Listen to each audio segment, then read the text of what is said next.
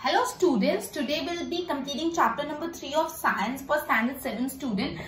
The name of the chapter is fiber to fabric. In our earlier sessions हमने basically silk, अपने wool का पूरा कैसा बनता है वो कर लिया, silk भी start कर दिया था, right? तो बेसिकली अपन ने कोकॉन बनाने तक का प्रोसेस देखा था. कोकॉन से एक्चुअली फाइबर कैसे मिलता है वो आज देखेंगे. क्लियर? पहले बेसिक इतना याद रखना कि इंडिया में ये जो सिल्क प्रोडक्शन है, सिल्क प्रोडक्शन के अलग अलग इंडस्ट्रीज है, उसमें वुमेन एम्प्लॉयमेंट बहुत ज्यादा वुमेन्स है जो सिल्क के प्रोसेसिंग में अलग अलग तरीके से इन्वॉल्व है. मतलब सिल्क वॉर्म की रियरिंग से लेके सिल्क वॉर्म की रीलिंग से रॉ सिल्क से फाइबर बनाना, मतलब बहुत सारी इंडस्ट्रीज है जिसमें वुमेन एम्प्लॉयड है. ओके और India leads China leads the world in the silk production. पूरे सिल्क प्रोडक्शन में चाइना नंबर 1 पोजीशन पे, एंड यस इंडिया भी among top producer of silk में आता है. तो बेसिकली इसमें सिर्फ इतना आपको बताया गया कि इंडिया में सिल्क के प्रोडक्शन के लिए जो अलग अलग एक्टिविटीज होती है, अलग अलग इंडस्ट्रीज होती है, उसमें वुमेन एम्प्लॉयमेंट काफी ज्यादा है. सिल्क की रीलिंग करना, सिल्क का रियरिंग करना, सिल्क वॉर्म की रियरिंग करना, फिर सिल्क कोकॉन से सिल्क की रीलिंग करना, उसके बाद रॉ सिल्क से फाइबर बनाना, इन सब में. ठीक है, ओके. अब बेसिकली अपन पढ़ने वाले फ्रॉम कोकॉन टू सिल्क. कोकॉन तक का प्रोसेस अपन को समझ आया था. मैंने आपको बताया था जो सिल्क वॉर्म्स होते हैं वो अपना हेड 8 के फॉर्म में हिलाते हिलाते अपने आजू बाजू एक फाइबर बना देते हैं which is made up of protein, और ये हार्ड हो जाता है. एक्सपोजर अपने उनकी जो आउटर कवरिंग होती है उसको कोकॉन बोलते हैं. अब देखते हैं तो इसी चीज को थोड़ा और डिटेल में, रियरिंग ऑफ सिल्क वॉर्म मैं पूरा डिटेल में, मतलब सबसे पहले क्या हुआ, जो भी फीमेल सिल्क मोथ है ना वो एक साथ eight a time hundreds of egg lay down करते हैं. जो फीमेल सिल्क मोथ होते हैं वो एट अ टाइम एक साथ hundreds of egg lay down करते हैं. अब वो hundreds of egg lay down किए तो एग को are carefully stored on strip of cloth और पेपर, मतलब कोई कपड़े पे या पेपर पे अच्छे से उस एग्स को स्टोर करके रखते हैं और फिर उसको सिल्क वॉर्म फार्मर्स को दे देते हैं. फार्मर्स उसका क्या करते हैं, मतलब इन शॉर्ट जो फीमेल सिल्क मोथ होते हैं वो एट अ टाइम एक समय पे हंड्रेड्स ऑफ एग्स ले डाउन करते हैं. अब ये जो भी एग्स उन्होंने ले डाउन किया उनको एक कपड़े के पीस पे या तो एक पेपर पीस पे अच्छे से स्टोर करके रख के सिल्क वॉर्म फार्मर को देते हैं. ठीक है, अभी फार्मर्स एग्स को एकदम हाइजीनिक कंडीशन में रखते हैं, एकदम साफ सुथरी, एकदम हाइजीनिक कंडीशन होनी चाहिए, और साथ ही साथ सुटेबल कंडीशंस भी देते हैं, मतलब टेम्परेचर और ह्यूमिडिटी भी प्रॉपर उनको मिलनी चाहिए. मतलब ये जो भी एग स्टोर करके फार्मर्स को दी तो फार्मर्स क्या करते हैं उसको एकदम हाइजीनिक कंडीशन में रखते हैं. हाइजीनिक मतलब एकदम साफ सुथरी कंडीशन में रखते हैं, हाइजीन एकदम साफ सुथरी कंडीशन में रखते हैं. साथ साथ उसको सुटेबल टेम्परेचर भी प्रोवाइड करते हैं. सुटेबल टेम्परेचर और सुटेबल ह्यूमिडिटी मिले उसका भी ध्यान रखते हैं. ह्यूमिडिटी मतलब जो नमी होती है एनवायरमेंट में, जो हल्का हल्का निमाश होती है, पानी वाला तत्व होता है निमाश, ह्यूमिडिटी, वाटर कंटेंट जो होता है एयर में उसको ह्यूमिडिटी बोलते हैं. और टेम्परेचर आपको पता ही क्या होता है. ठीक है, तो basically egg I want to a suitable temperature for the larva to fetch out from the egg. अभी एग मैंने आपको बताया था एग फटता है और उसमें से लार्वा निकलता है. वो लार्वा को आप कैटरपिलर भी बोल सकते हो या तो सिल्क वॉर्म भी बोलते हो. तो बेसिकली ये जो भी एग्स है वो एग को सुटेबल कंडीशन में रखा जाता है, उसको थोड़ा हाई टेम्परेचर में रखा जाता है, एक पर्टिकुलर टेम्परेचर में रखा जाता है जिससे उसको हीट मिलेगी तो वो जो एग है वो एकदम फट जाएगा, मतलब एग हैच होगा और उसमें से लार्वा निकलेगा. ठीक है, ठीक है. तो बेसिकली लार्वा निकला, मतलब लार्वा क्या होता है, तो कैटरपिलर बोल सकते हो या तो उसको सिल्क वॉर्म. अब है ना मलबरी ट्री, मलबरी का जो ट्री होता है उसमें से ना फ्रेशली चॉप मलबरी लीव्स निकालने होते हैं. जो मलबरी का ट्री होता है उसमें से एकदम अच्छे से फ्रेश करे हुए फ्रेश मलबरी ट्री को निकाला जाता है, चॉप किया जाता है.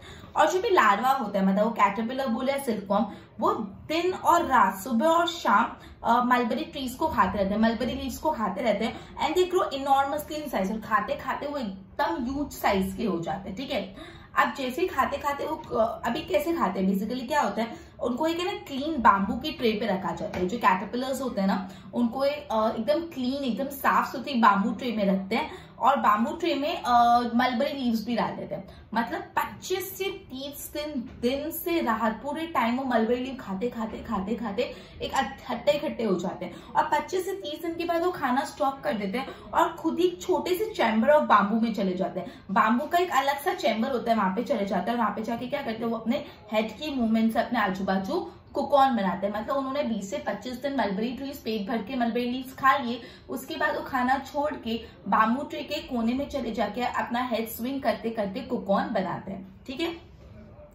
अभी ये जो ट्रे होती है उसमें हल्का सा रैग होता है या ट्विग होता है जहाँ पे कुकॉन अटैच हो जाता है। बेसिकली ये जो ट्रे होती है उसमें हल्का सा रैक होता है, हल्का सा कुछ ट्विग जैसा बना हुआ होता है जहाँ पे जो उनके कुकॉन होता है वो चिपक जाता है, अटैच हो जाता है। ठीक है, caterpillar silkworm spin the cocoon. Okay, ये था। अब ये जो कुकॉन होता है वो एक्चुअली सिल्क फाइबर होता है। अब प्रोसेसिंग ऑफ सिल्क, अब ये बहुत सारे pile of the cocoon is used for obtaining silk fibre. Silk fibre के लिए एक कुकॉन, दो कुकॉन, बहुत सारे कुकॉन चाहिए होते हैं जिससे सिल्क फाइबर मिलता है। अब ये कुकॉन को क्या करा चाहिए, they are kept under the sun और बॉइल्ड और एक्सपोज टू स्टीम। अब बेसिकली कुकॉन ने अपने आजू बाजू पूरा फाइबर बना दिया। कुकॉन एक्चुअली सिल्क फाइबर है, बट इस कुकॉन में से फाइबर कैसे निकालते हैं, कुकॉन को है ना सन के अंडर रखा जाता है या तो उसको गर्म किया जाता है, उसका टेम्परेचर इंक्रीज किया जाता है। ठीक है, जैसे उसका टेम्परेचर इंक्रीज होगा तो उसमें से सिल्क फाइबर इजीली निकल जाएगा। और जो प्रोसेस है पूरा taking out threads from the cocoon for use as a silk, मतलब कुकॉन में से एक एक डोरा निकालने का जो प्रोसेस है, the process of taking out thread from the cocoon for use as a silk, जिससे आप उसको सिल्क की तरह यूज कर रहे हो, उसको क्या बोलते हैं, रीलिंग ऑफ सिल्क। अब आप rearing of silk form of reeling of silk दोनों डिफरेंट है। मतलब बेसिकली ये जो भी कुकॉन है, कुकॉन का एक एक धागा निकालने को, ठीक है, जिससे आपको सिल्क फाइबर मिल जाए, इसको बोलते हैं रीलिंग। रीलिंग मतलब कुकॉन में से सिल्क फाइबर निकालना। क्लियर? ये रीडिंग एक स्पेशल मशीन से की जाती है विच अनवाइंड द थ्रेड और fibre of silk from the cocoon. Wind करना मतलब अपने में ओढ़ना, अनवाइंड करना मतलब उसमें से निकालना। तो कुकॉन में से पूरा जो फाइबर है उसमें से अनवाइंड करते हैं। ठीक है, फिर एक फाइबर से यान बनता है या तो थ्रेड बनता है, और यान से क्या बनता है, सिल्क फैब्रिक बनता है। फैब्रिक कौन बनाते हैं, वीवर्स बनाते हैं। तो ये पूरा था सिल्क फाइबर कैसे बना और सिल्क फाइबर से फिर यान। मैं वापस पूरा प्रोसेस समझा रही हूँ जो अपन ने आज पढ़ा, बिल्कुल अटेंटिव रहना। मतलब सबसे पहले बोला जो फीमेल सिल्क मॉथ होते हैं, female silk moth eight a time एक समय पे hundreds of egg lay down करते हैं। वो hundreds of egg lay down करते हैं, फिर एग को अच्छे से स्टोर किया जाता है, कोई पीस ऑफ पेपर पे या तो कोई क्लोथ पे अच्छे से स्टोर करके सिल्कवॉर्म फार्मर्स को देते हैं। सिल्कवॉर्म फार्मर ये ध्यान रखते हैं कि इनको हाइजीनिक कंडीशन में रखे, एकदम साफ सुथरी नीट एंड क्लीन कंडीशन में रखे, साथ ही साथ उनको सुटेबल टेम्परेचर और ह्यूमिडिटी मिले, उनको टेम्परेचर भी अच्छा मिले, ह्यूमिडिटी भी अच्छा मिले। ठीक है, अब बेसिकली जो एग्स होते हैं उनको थोड़ा हीट किया जाता है, एक पर्टिकुलर टेम्परेचर। हीट करने से क्या हुआ, एग हैच हो जाएगा और उसमें से लार्वा निकलेगा, एग फट के उसमें से लार्वा निकलेगा। वो लार्वा क्या होता है, तो कैटरपिलर होता है, या तो उसको आप सिल्कवॉर्म बोल सकते हो। अब बेसिकली ये जो कैटरपिलर और सिल्कवॉर्म है, आप क्या करोगे, उसको एक बाम्बू की ट्रे में रख दोगे। बाम्बू की ट्रे में उसको रख दो और साथ ही साथ उनके साथ जो मलबरी ट्रीज होते हैं उसके लीव्स, एकदम फ्रेश मलबरी लीव्स भी रख दो।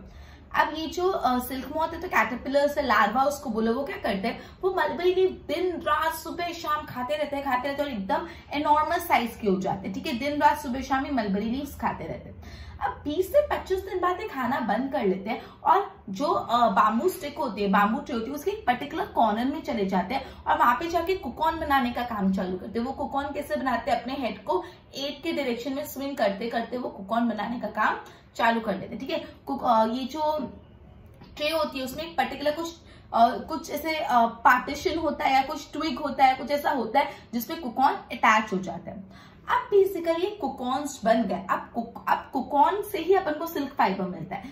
पाइल ऑफ कुकॉन, बहुत सारे कुकॉन चाहिए होता है सिल्क फाइबर बनाने के लिए, सिल्क फाइबर ऑब्टेन करने के लिए। अभी जो कुकॉन है उसको हाई टेम्परेचर में रखा जाता है और फिर से थ्रेड निकाला जाता है। ठीक है, ये जो पूरा प्रोसेस है कुकॉन में से थ्रेड निकालने, जो थ्रेड निकाला वो क्या, वो सिल्क फाइबर ही है।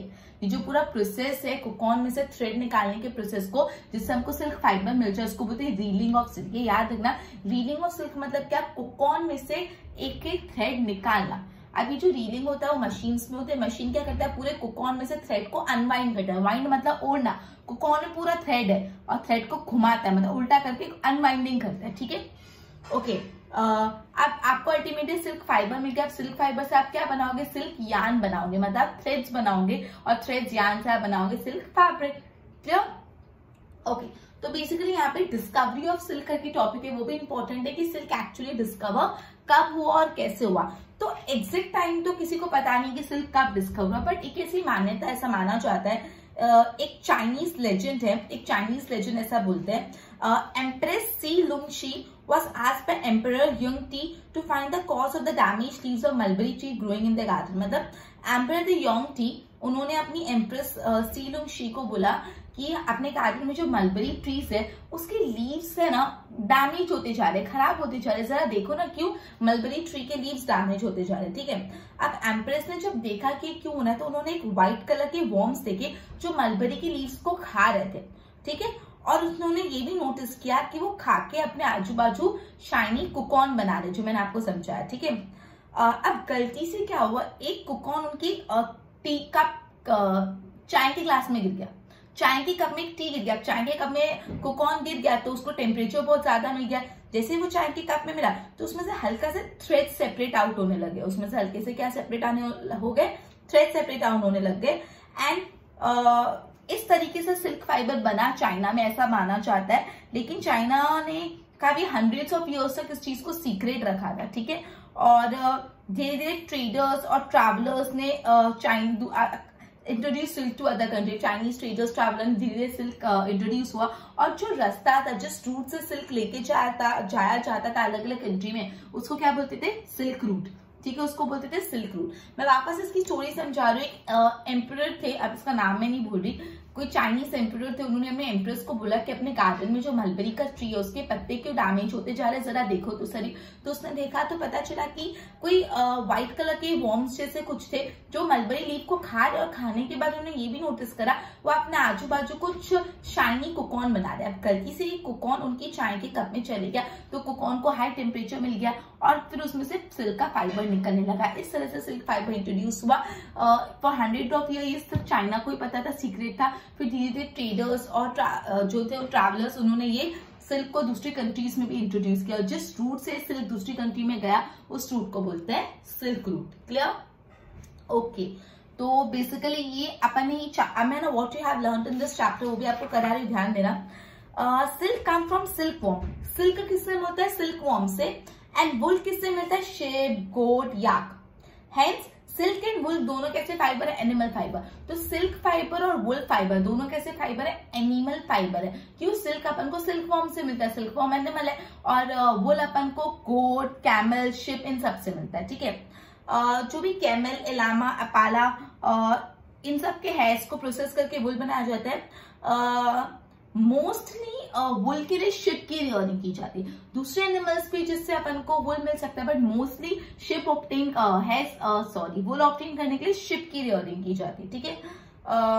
शिप के हेयर्स उनकी बॉडी से रियर किए जाते हैं, फिर कॉस्ट किया जाता है, मतलब अच्छे से धोया जाता है, सॉर्ट किया जाता है, ड्राई किया जाता है, डाई किया जाता है, फिर spun and woven to yield wool बनता है, ठीक है। अब silk worm are caterpillars of silk moth. Silk worm क्या है? सिल्क मॉथ के जो कैटरपिलर्स होते हैं उनको सिल्क वॉर्म बोलते हैं। मतलब सिल्क मॉथ में से जो लार्वा, जो कैटरपिलर निकलता है उसको सिल्क वॉर्म्स बोलते हैं, ठीक है। During the life cycle the worm spin cocoon, मतलब वॉर्म्स पूरे अपने लाइफ में कुकॉन बनाते हैं और कुकॉन में से फाइबर मिलता है।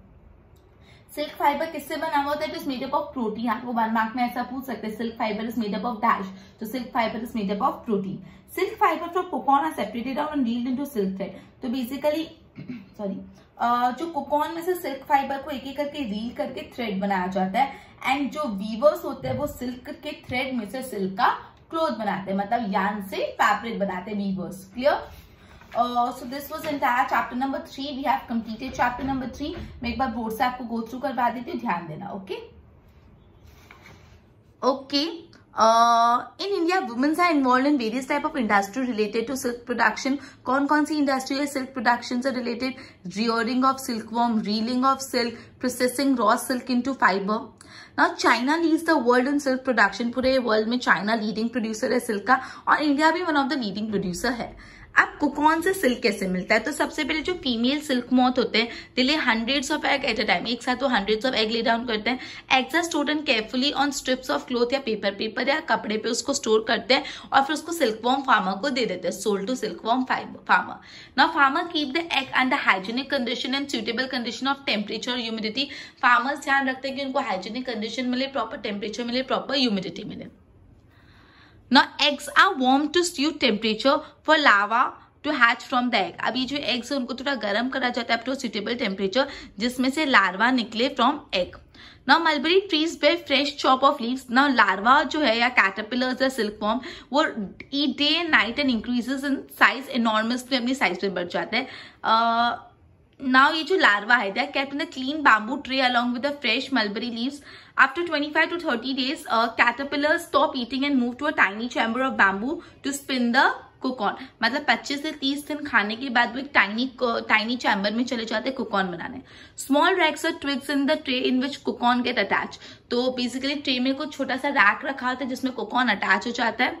Pile of cocoon is used to obtain silk fibre. Silk fibre obtain करने के लिए बहुत सारे कोकॉन्स चाहिए होते हैं. कोकॉन केप्ट अंडर सन, या तो बॉयल सिल्क फाइबर फिर उसमें से मिलता है. द प्रोसेस, ये पूरा process of separating out thread from the cocoon to obtain silk, ये जो पूरा प्रोसेस है जिसमें कोकॉन में से थ्रेड निकाला जाता है उसको बोलते हैं अपन रीलिंग ऑफ सिल्क. क्लियर? एक बार गो थ्रू कर दो.